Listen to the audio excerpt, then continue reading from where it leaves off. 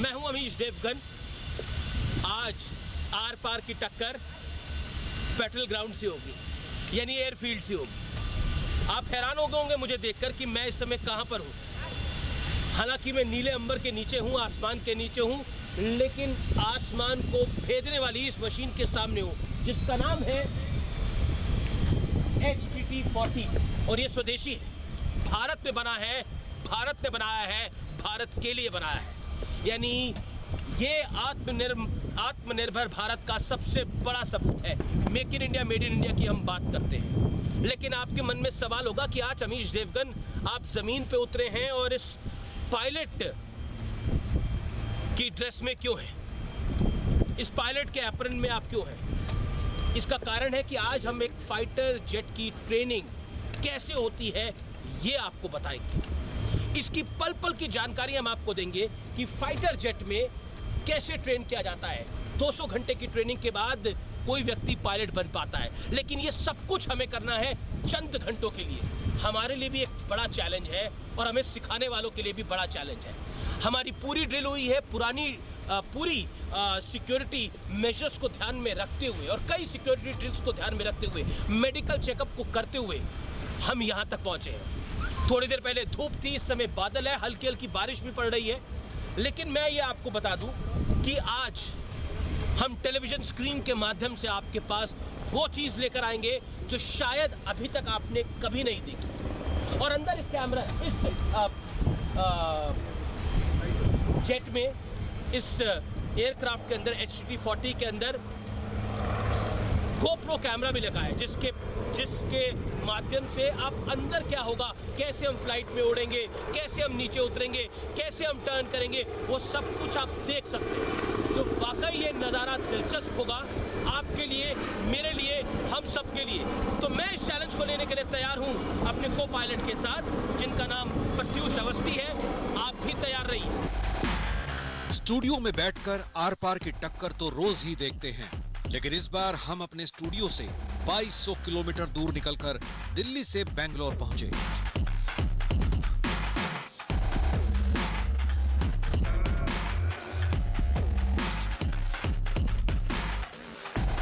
हम पहुंचे HAL यानी हिंदुस्तान एरोनॉटिक्स लिमिटेड के हेडक्वार्टर, जहां हिंदुस्तान की सरहदों की हिफाजत करने के लिए तैयार किए जाते हैं फाइटर प्लेन, जहां तैयार होते हैं वायुसेना के पायलट।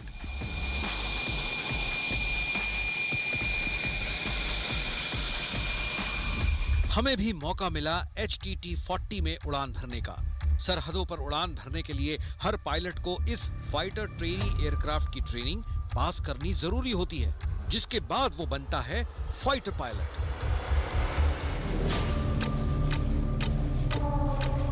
फाइटर एयरक्राफ्ट में उड़ान से पहले हमें कई मेडिकल टेस्ट से गुजरना पड़ा, क्योंकि उड़ान के लिए फिट होना बहुत जरूरी है। कई जगह मेडिकल टेस्ट में कैमरे को साथ ले जाने की इजाजत नहीं मिली। हमारा बॉडी चेकअप किया गया, ECG हुई, वजन नापा गया, साथ ही कान की भी जांच की गई और इसके बाद ही फिटनेस का सर्टिफिकेट जारी किया गया।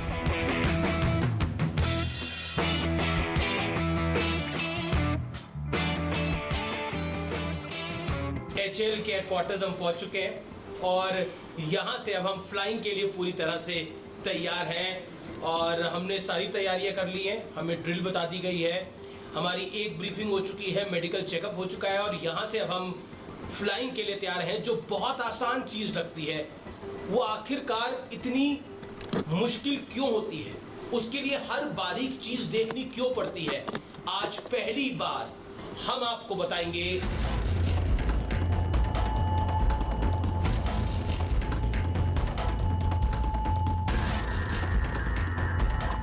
अब मैं तैयार था उस उड़ान का साक्षी बनने के लिए जिसके जरिए वायुसेना को वायुवीर मिलते हैं।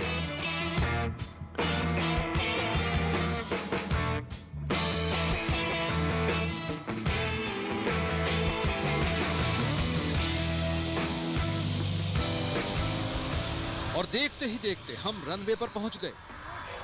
सामने मेरे तेजस जैसे फाइटर एयरक्राफ्ट उड़ान भरने के लिए तैयार थे।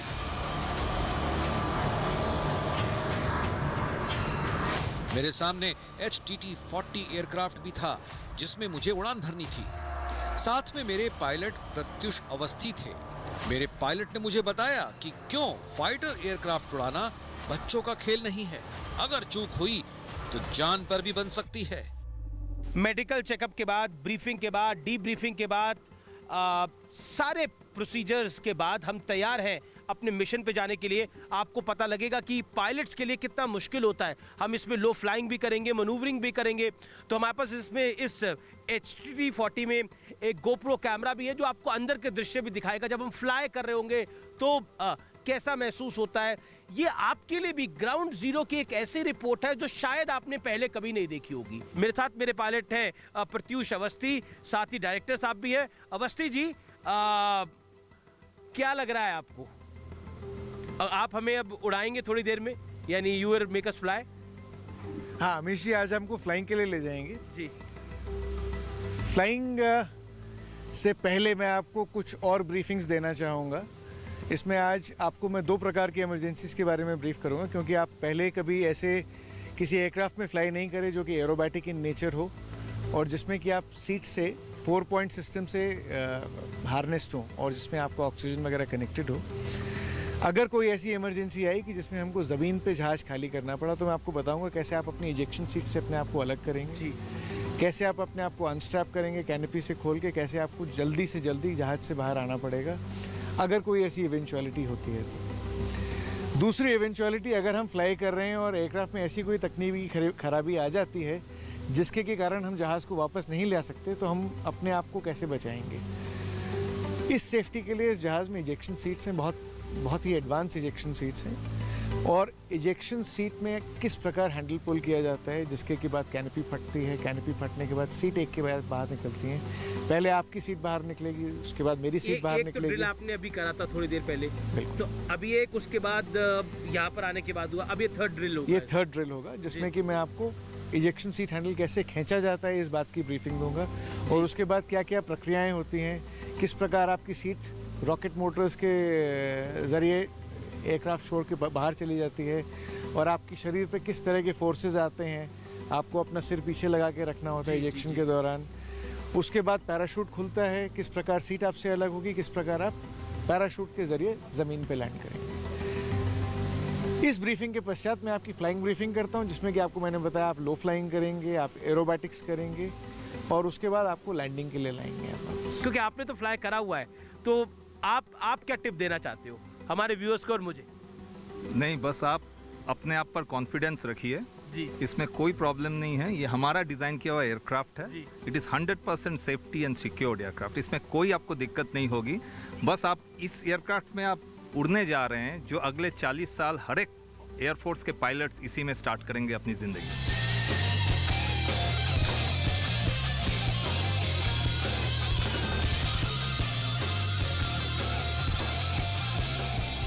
मैं आपको जैसा कह रहा था, ये देखिए कितने बड़े बड़े और सुंदर डिस्प्लेज हैं जी।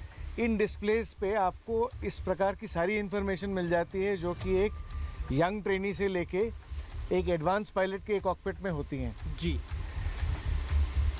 इस कॉकपिट में आपको इतनी जगह तो नहीं मिलेगी, बट ये कॉकपिट उस एनवायरनमेंट को रिप्रेजेंट करता है जो कि ट्रेनी की लाइफ में फर्स्ट स्टेपिंग स्टोन है, जो कि वो सारी ज़िंदगी इस तरह के कॉकपिट्स और शायद इससे और छोटे कॉकपिट्स में फ्लाई करेगा। ये आपने बताया था सेफ है। जब हम फ्लाई करने लगते हैं then you have to press it. ये है इजेक्शन सीट का सेफ्टी लीवर। ओके। इससे आप इजेक्शन सीट को सेफ और आर्म्ड कर सकते हैं। और आर्म्ड कर सकते हैं। सेफ हो, ये आर्म्ड हो गया एंड दिस इज सेफ हो गया। अगर सीट आर्म्ड है और आप इजेक्शन सीट हैंडल खींचेंगे जी तो आप बहुत ही जोर से आपके नीचे रॉकेट मोटर्स चालू होंगी जी।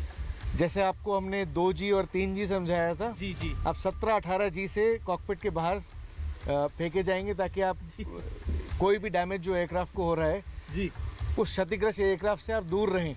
इसलिए आपको इस रॉकेट बूस्टर्स के थ्रू 16 से 18G की फोर्स से बाहर फेंका जाएगा कॉकपिट के। जी। और इसके अलावा फिर हमें ये बेल्ट्स बांधनी है। आप स्ट्रैप अप होने के लिए इस प्रकार ये बेल्ट्स अपने दाहिने और बाएं ओर से लगाएंगे जी और स्ट्रैप अप हो जाएंगे। ओके। और उसके बाद आप फ्लाइंग के लिए रेडी हो पाएंगे। ओके।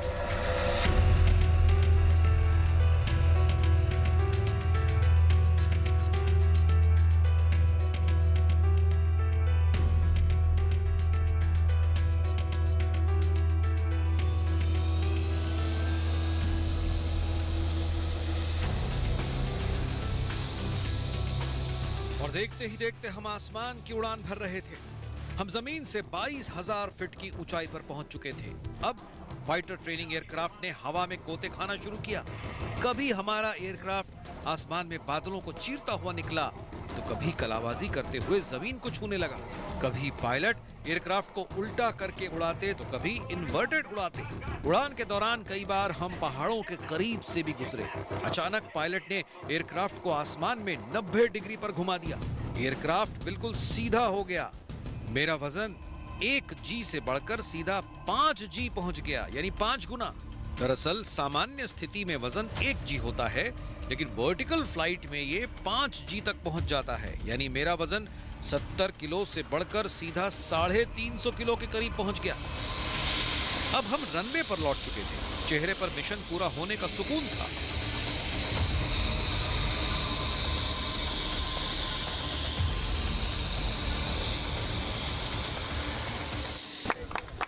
नहीं, बहुत बहुत अच्छा है। और आई थिंक अवस्थी जी बताएंगे ज़्यादा कि किस तरह से हम पहाड़ों के बीच में गए और फिर एक तरह तो बादल के बीच में भी चले गए थे, तो अवस्थी जी उसके बारे में बताएंगे।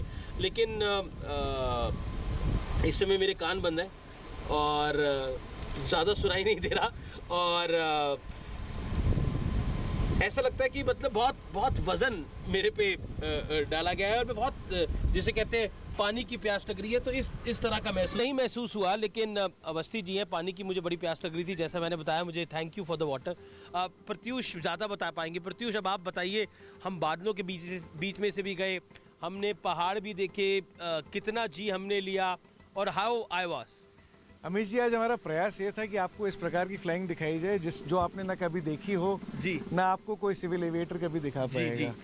तो जिस प्रकार की फ्लाइंग हमारे ट्रेनीज करेंगे इस जहाज़ पे, कल के जो ट्रेनीज होंगे, फ्यूचर ट्रेनीज जो हमारे हैं, उस प्रकार की हमने आपको फ्लाइंग दिखाई। हमने आपको आज एक लो लेवल नेविगेशन का डेमोन्स्ट्रेशन दिया था, जिसमें कि हम आपको टेरेन के काफ़ी नज़दीक ले गए। आपने देखा जहाज़ कितना स्टेबल और नाइसली फ्लाई कर रहा था उस समय। उसके बाद हमने आपको थोड़ा इस बात से अनुभव कराया कि जब हमारे ट्रेनीज एरोबैटिक्स सीखते हैं, दैट मीन्स हवा में कलाबाजियाँ लगाना सीखते हैं, मनूवर करते हैं, तो उनके शरीर पे किस प्रकार के फोर्सेस आते हैं। तो आपने आज देखा कि हमने लूप किए, बैरल रोल्स करे। एक टाइम तो आपने प्लेन को फुल्का ऐसा कर दिया था, हाँ, सीधा खड़ा कर दिया। तो उस प्रकार आपने देखा कि शरीर पे काफ़ी जोर आता है, काफ़ी आता है। तब आपकी आंखों के सामने। कितना टन वजन होगा तब वो? आपका वजन करीब 4 या 5 जी जो हम खींच रहे थे, उसमें आप 70 किलो के करीब के लगते हैं, तो आपका वजन हो गया होगा 350 किलो जी। 350 किलो के वजन पे जब मैंने आपको बोला था अपना हाथ उठाइए, तो आप अपना हाथ भी नहीं उठा पाए थे। आपका हाथ आपके घुटने पे रह गया जी। और जब हम बादलों के बीच में से गए तब थोड़ा लग रहा था। हाँ, बादलों के बीच से ले जाने का आपको अनुभव इसलिए कराया क्योंकि बादलों के बीच से जब जाता है इंसान, तो उसके विजुअल क्यूज फॉर फ्लाइंग खत्म हो जाते हैं। दुनिया ऊपर है, जमीन नहीं देख रहा था ना, जमीन आसमान का कोई ब्लाइंड पैच भी होता है। जमीन आसमान का अंतर नहीं आपको समझ में आता। आपको ये नहीं पता चलता जमीन नीचे है या आसमान नीचे है, कौन सी साइड ऊपर है। तो ये अनुभव कराने के लिए मैं आपको क्लाउड्स में ले गया था।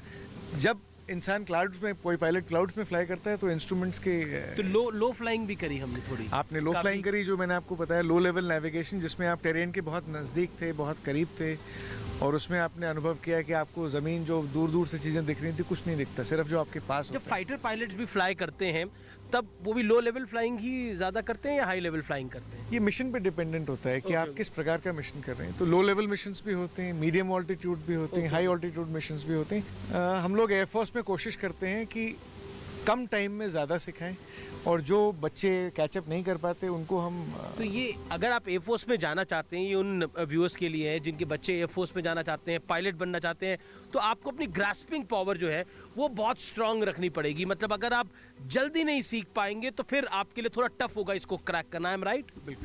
बिल्कुल बिल्कुल आपने सही बोला।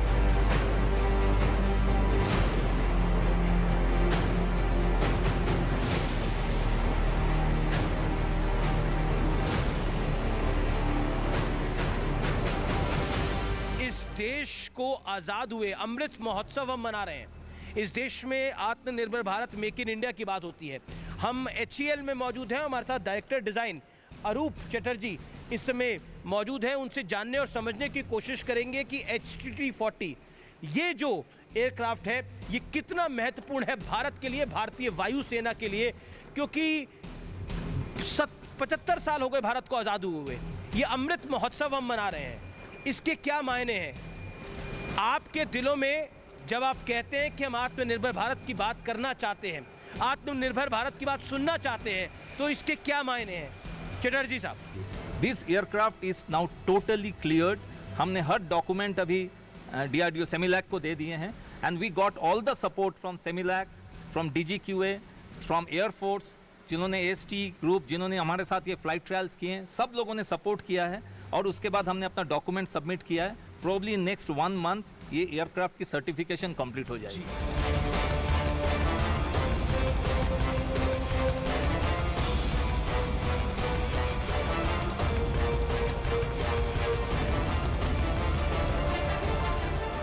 मेरे साथ बात करने के लिए प्रशांत भदौरिया है।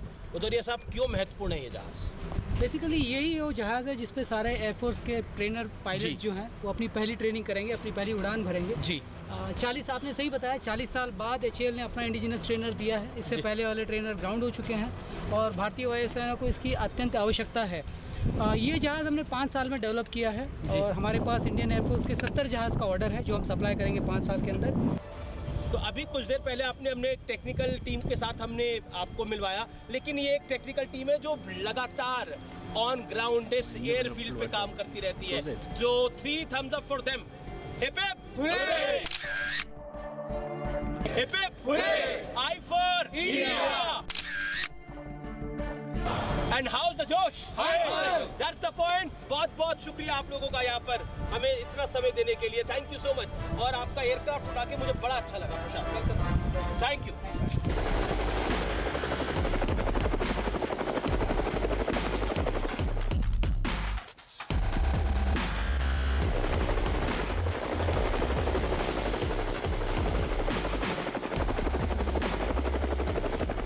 आज कुछ देर पहले हमने HTT-40 को फ्लाई करा, लेकिन वो वायुवीर था। और अब बात है वायु चील की, यानी किस तरह से पायलट्स को तैयार किया जाता है वो हमने आपको बताया। लेकिन अब हम HAL के उस हैंगर पे हैं जहां पे तमाम हेलीकॉप्टर्स हैं, और आज हम आपको उन हेलीकॉप्टर्स को भी दिखाएंगे जिनसे बॉम्ब फेंके जा सकते हैं।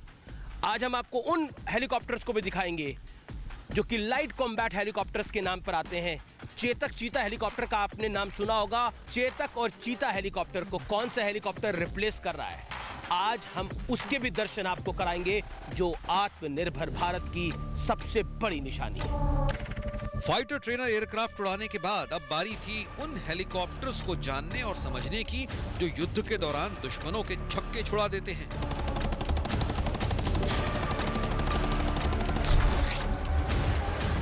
और अब हम ALH में फ्लाई करने के लिए पूरी तरह से तैयार हैं। इसके लिए कोई बड़ा मेडिकल चेकअप नहीं करना पड़ता, ये एक सामान्य तरीके से इसको फ्लाई किया जाता है। लेकिन कुछ डूज एंड डोंट स्ट्रिक्टली होते हैं इसके लिए। और जो आज हमें फ्लाई कराएंगे वो हैं पायलट S.A. कुंटे और राजीव दुबे।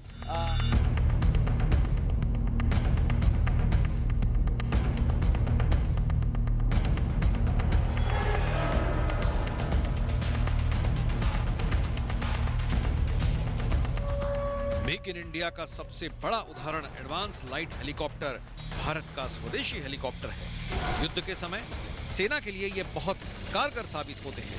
हमें इसमें बैठने और युद्ध के वक्त इसकी जरूरत को समझने का मौका भी मिला।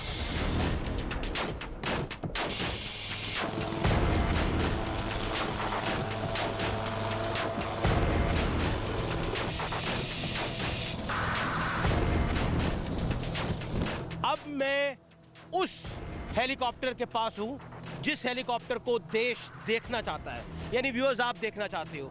और ये हेलीकॉप्टर आप क्यों देखना चाहते हो, इसका कारण आपको जब आप इस हेलीकॉप्टर को देखेंगे बाहर से, अंदर से, दाएं से, बाएं से, आगे से, पीछे से, तो आपको पता लग जाएगा कि ये हेलीकॉप्टर आखिरकार क्यों जरूरी है, भारत के लिए क्यों जरूरी है। और इस हेलीकॉप्टर का नाम भी जो है वो भगवान शिव के नाम से है, रुद्र।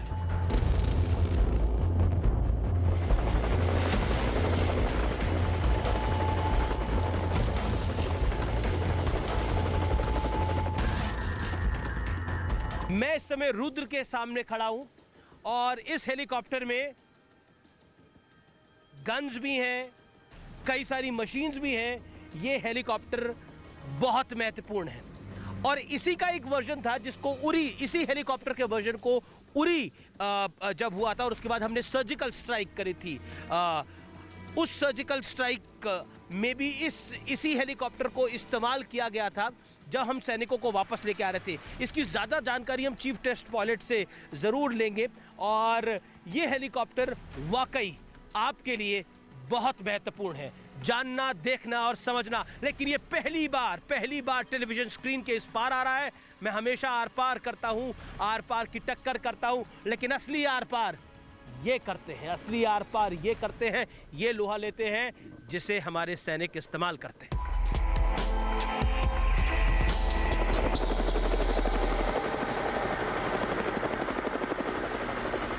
इस हेलीकॉप्टर का नाम ही इतना इंटरेस्टिंग है, रुद्र, जो कि भगवान शंकर के नाम से है।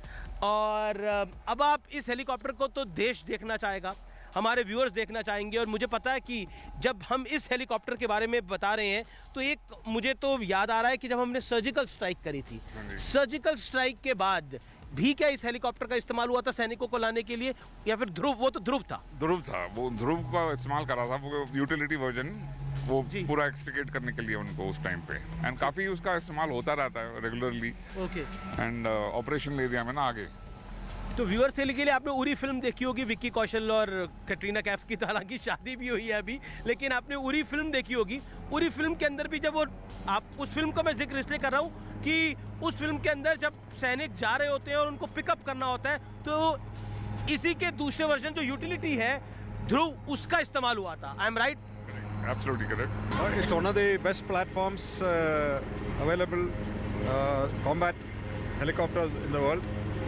It's a modification of the basic ALH version in which we just flew. If you can focus there, you have a rocket pod, 70 mm rocket pod here. You can put air-to-air missiles. Currently we are doing air-to-ground missile integration. Okay. That is a Helena missile developed by DRDO. Is being integrated, so it will become a very potent weapon platform. Okay. अब आप जरा बताइए ये missile कौन सी है, gun कौन सी है? Mic लेके। ये है एयर टू एयर मिसाइल मिस्ट्राल। ये एयर टू एयर मिसाइल है। इसको हम दूसरे एयरक्राफ्ट, चाहे फाइटर हो, चाहे हेलीकॉप्टर हो, चाहे ड्रोन हो, उसके अगेंस्ट यूज कर सकते हैं। और ये एयर टू एयर, ये रॉकेट्स हैं 71 mm। Rocket launcher. हाँ, इसमें इतने रॉकेट आते हैं, इसके 4 लगा सकते हैं। 3, 4, 7, 10, 12, 12 हैं। 12 के ऐसे हम 4 पॉड लगा सकते हैं। ऐसे 4 लगा सकते हैं? 4 लगा सकते हैं, हाँ, डिपेंडिंग ऑन द रिक्वायरमेंट। तो we'll have to remove this. ये बड़ा सिंपल है, इसको निकाल के फटाक से अलग से दूसरा वाला लग जाता है। तो इसी से चलते हैं? हाँ, और इसका हम एयर टू ग्राउंड मिसाइल भी लगा सकते हैं, एंटी टैंक, एंटी। एक पायलट मैं आपसे जानना चाहता हूँ कि उस तरफ भी देख लेते हैं, ये आगे। हाँ जी, ये गन है, टर्रेट गन। ये ना एक जॉयस्टिक से भी कंट्रोल होता है, आपके हेलमेट से भी कंट्रोल होता है। हेलमेट से कंट्रोल, जहाँ पे पायलट देख रहा है क्रॉस होता है उनकी आंखों के सामने। इंटरेस्टिंग है ये तो और इसके साथ भी हम कपल कर सकते हैं। ये अपना इलेक्ट्रो ऑप्टिकल पार्ट जो पहले दिखाया था आपको, ओके। जैसे ये है, ये इसमें IR सेंसर है, लेज़र गाइडेंस है, सब कुछ है इसमें। तो इसके हिसाब से भी इसको कपल कर सकते हैं। चाहे रात को अगर कुछ दिख नहीं रहा तो ट्रेन करके फायर कर सकते हैं। और इस गन से नॉर्मली कितना फायर होता है?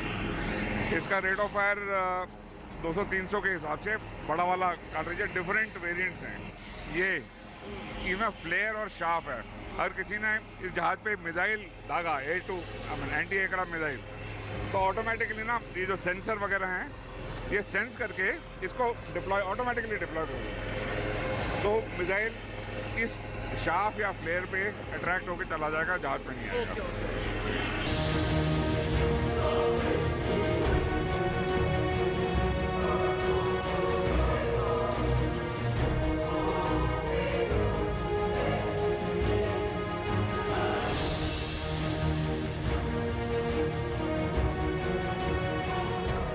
अब मैं एक ऐसी हेलीकॉप्टर के सामने हूँ, जो कि एक ऐसे चॉपर के सामने हूँ जो कि आने वाले 10 साल के अंदर भारत का भविष्य तय करेगा, यानी भारत की एविएशन इंडस्ट्री का भी भविष्य तय करेगा। क्योंकि अभी हमने हाल में एक बड़ा दुखद इंसिडेंट देखा जिसमें CDS chief of defence staff general Bipin Rawat जो MI-17 जिसको मी-17 भी कहते हैं उसमें सवार थे और वो दुर्घटनाग्रस्त हो गया। बहुत अनुभवी पायलट के साथ वो थे और ये बहुत ही बड़ा हादसा था और इसने पूरे देश को झकझोर दिया और ये भी एक बड़ा कारण है कि आज हम यहाँ पर हैं। लेकिन ये हेलीकॉप्टर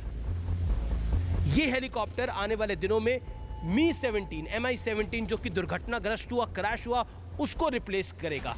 ये सबसे ज़्यादा महत्वपूर्ण है।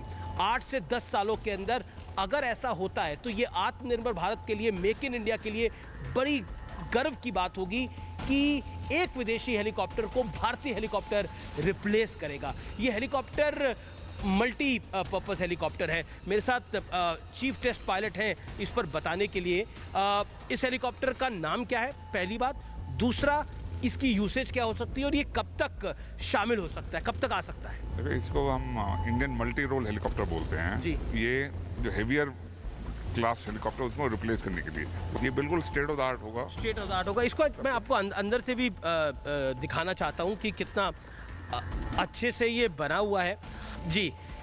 तो ये अभी तो ऐसे नॉर्मली हेलीकॉप्टर्स होते नहीं है, ये तो एक तरह से एयरक्राफ्ट की तरह लग रहा है, मिनी एयरक्राफ्ट की तरह लग रहा है। इसको हमने लेआउट को VVIP वेरिएंट में करा हुआ, जी, तो जी। इसका एक रोल होगा जो VVIP carrying, prime minister, president, उनको कैरिंग के लिए। तो उसके लिए हम जो भी पैटर्न चाहिए, जो भी कन्वीनियंस चाहिए वो हम लगा सकते हैं।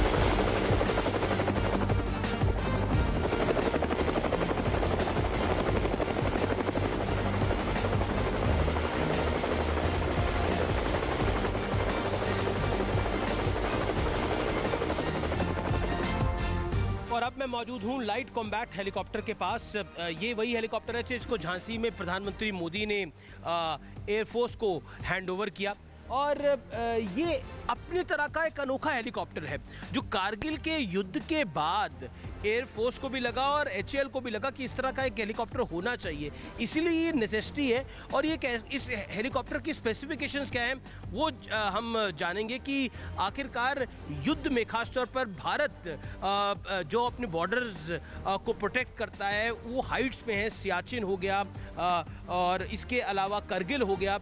इन हाइट्स को प्रोटेक्ट करने के लिए ये हेलीकॉप्टर क्यों इतना इम्पोर्टेंट है, इसकी हम बात करेंगे। हमारे साथ डायरेक्टर मौजूद हैं।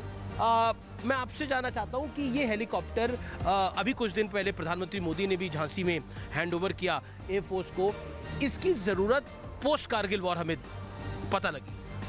जी, आफ्टर 1999 कारगिल वॉर के बाद तब हम लोगों ने रियलाइज़ किया, एयरफोर्स ने भी रियलाइज़ किया कि एक ऐसी हेलीकॉप्टर चाहिए, कॉम्बैट हेलीकॉप्टर, जिसका हम वेपन लगा सकते हैं, जो उस हाइट में, जब सियाचिन ग्लेशियर हो उस जगह में वो लैंड कर सके, टेक ऑफ कर सके, काम कर सके। ऐसी कोई हेलीकॉप्टर दुनिया में थी नहीं। दुनिया में एक ऐसी कोई हेलीकॉप्टर आज तक नहीं है जो 6 किलोमीटर हाइट में सियाचिन ग्लेशियर के वैसी जगह में, उसके यहाँ पे जो भी हमारे हेलीपैड्स हैं वहाँ पे लैंड कर पाए, टेक ऑफ कर पाए और उड़ पाए। हम लोग बात करते हैं डिफरेंट की अपाचे एंड अदर हेलीकॉप्टर से, उन लोग उड़ सकते हैं लेकिन उस हाइट में कोई लैंड नहीं कर सकता। त्रिशूल बना हुआ है। ये हेलीकॉप्टर की लुक एंड फील आप देखेंगे तो थोड़ा डेंजरस हेलीकॉप्टर दिखता है, ये दुश्मन इससे थर कांप जाए। ये खतरनाक हेलीकॉप्टर दिखता भी है और जब इस इमीडिएटली कुछ दिन पहले जो हम लोगों का चाइना का वहाँ पे प्रॉब्लम हुआ था, तो इस हेलीकॉप्टर को ले गया था, हम लोग ने ले गए थे वो चाइना वाले को डराने के लिए, क्योंकि वो देखने में ही खतरनाक है। और इसका आप शेप देखेंगे, जो ये शेप है सामने पीछे पायलट्स बैठते हैं और ये शेप स्पेसिफिकली कॉम्बैट रोल के लिए बनाया गया है ताकि इसमें एक स्टेल। चाइना वाले डर गए थे? वो तो ऑब्वियसली डरेंगे, ये हेलीकॉप्टर जब मूव करती है, उड़ती है, तो सब लोग डर जाते हैं। तो ये जो हेलीकॉप्टर बनाई गई थी बेसिकली ये शेप के कारण, ताकि ये इस शेप से हम लोगों का जो IR सिग्नेचर है वो कम हो जाता है, स्टेल्थ जिसको हम लोग कहते हैं टेक्नोलॉजी में। तो इसका रडार में इसको पकड़ना मुश्किल है। ये एक ऐसा हेलीकॉप्टर है जो कि बड़ी हाइट्स पे बहुत बड़ी यूसेज कर सकता है और मल्टीपर्पज है। हाँ, ये देखिए इसके सामने जो गन लगा हुआ है 20 mm टरेट गन है। इसका एक खूबी ऐसी ये है कि जो हेलमेट पहनते हैं पायलट्स, जब पायलट्स हेलमेट के साथ पायलट अपना सर घुमा के जब वो डिटेक्ट करते हैं टारगेट, ये टरेट गन भी अपने आप घूमती है और देन वो फायर करते हैं जी। So this is the turret gun, 20 mm turret gun इसमें लगा हुआ है। देव gun and this is the gun. पिछले 45 मिनट में आप समझ ही गए होंगे कि ये कार्यक्रम हमने क्यों बनाया, हम ग्राउंड जीरो पे क्यों उतर के आए।